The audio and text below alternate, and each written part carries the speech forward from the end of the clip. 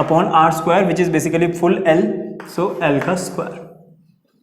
Okay, now the second thing is this, ये capital Q.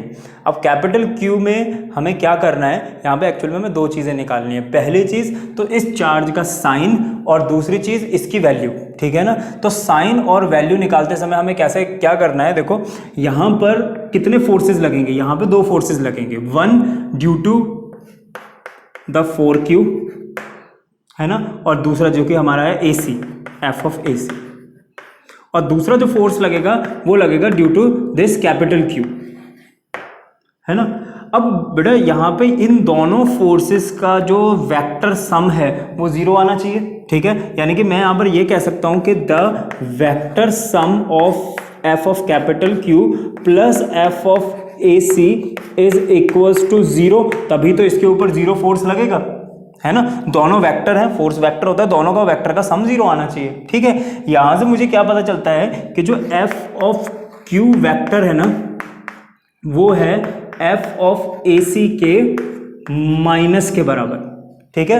दो vector equal हों लेकिन बीच में क्या हो, माइनस का रिलेशन हो, यानी कि दोनों इक्वल हों बट माइनस यानी अपोजिट हो, तो ऐसे वेक्टर्स क्या होते हैं, एंटी पैरेलल वेक्टर्स, ठीक है ना। यानी एक दूसरे की डायरेक्शन क्या होती है, अपोजिट होती है। यहां से मुझे ये कंफर्म हो गया कि जो फोर्स लगेगा ना एफ ऑफ क्यू वो इस डायरेक्शन में लगेगा, ठीक है। अब अगर फोर्स इस डायरेक्शन में लगेगा तो इसका मतलब क्या हुआ कि ये जो चार्ज Q है ये इसकी तरफ खिंच रहा है, अट्रैक्ट हो रहा है। एक पॉजिटिव चार्ज इसकी तरफ तभी जा सकता है जब ये कैपिटल Q क्या हो, नेगेटिव। तो यहां से मुझे एक बात पता चल गई that capital Q is negative, और मुझे ये यहां से पता चला that capital Q is negative, और इसी के बिहाफ पे मैंने ये डायरेक्शन ड्रॉ कर लिया, ठीक है।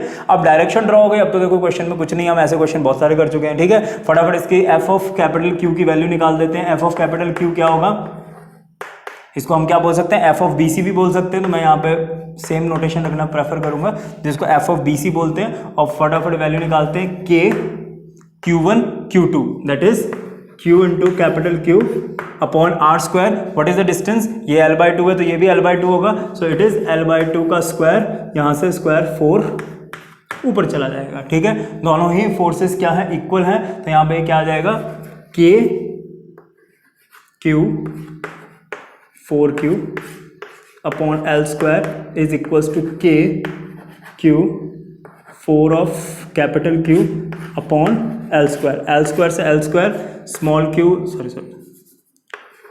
स्मॉल q से स्मॉल q, k से k कैंसिल आउट हो गया, ठीक है। 4 से 4 कैंसिल आउट हो गया, यहाँ पे क्या आ गया, small q is equals to capital Q in magnitude,